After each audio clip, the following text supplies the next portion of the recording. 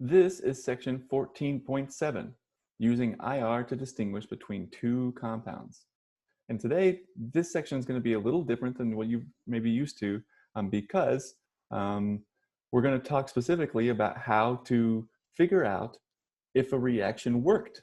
So let's say that your goal is this one, or your goal is this reaction, to take an alcohol and to oxidize the alcohol to a ketone, a CO double bond.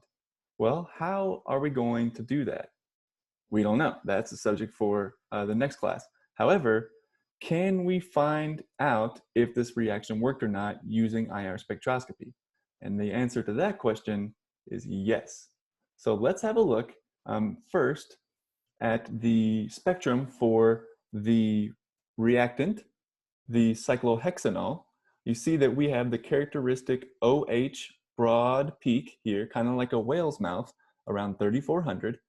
And we have the alkyl CH bonds that is less than 3,000 for the cyclohexane ring. Upon doing the reaction, what we find instead is this spectrum, which looks very different than the first. So the new spectrum, cyclohexanone, does not have that broad whale's mouth signal anymore. Instead, it now has a very sharp peak around 1700, which is from the CO double bond. We also have the CH alkyl groups, or CH bond stretches here too, but those are less diagnostically important because we were most interested in what happened between the carbon and oxygen. So if this was your reaction, you'd be super happy because the reaction worked.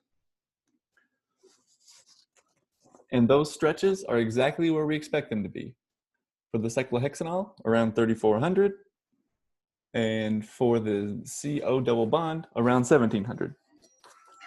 So the next one that we want to look at is what if you want to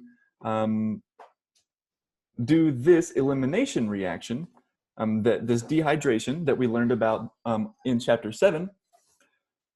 Could you distinguish between your reactant and your product here? We have some stretches, but it's kind of hard just to have numbers. What if we looked at the spectra? So here's the alcohol that we started with here, 2,3-dimethyl-2-butanol. You see it has the characteristic whale's mouth around 3,400, and the alkyl CH stretches too. And upon doing the reaction, your product has this spectrum. Okay, so now the whale's mouth is totally gone, which is a good sign for the alcohol being gone, and a new stretch has appeared here just above 3,000. So it looks like we have lost an alcohol and we have gained what might be a CC. Well, it wouldn't be a C. There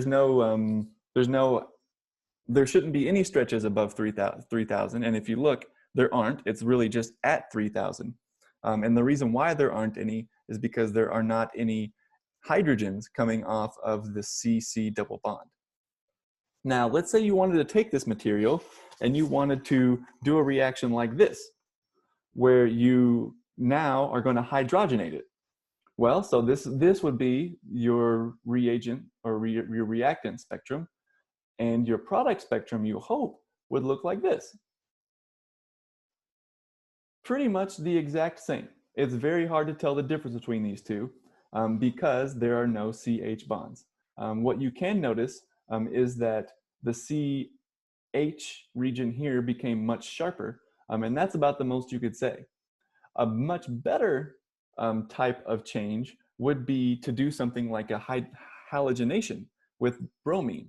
So now if you put two bromine atoms across the bond, you can see that there's a very big shift in the IR spectrum, huge change, some that we don't really know a lot about, but you can see that there's a very big difference.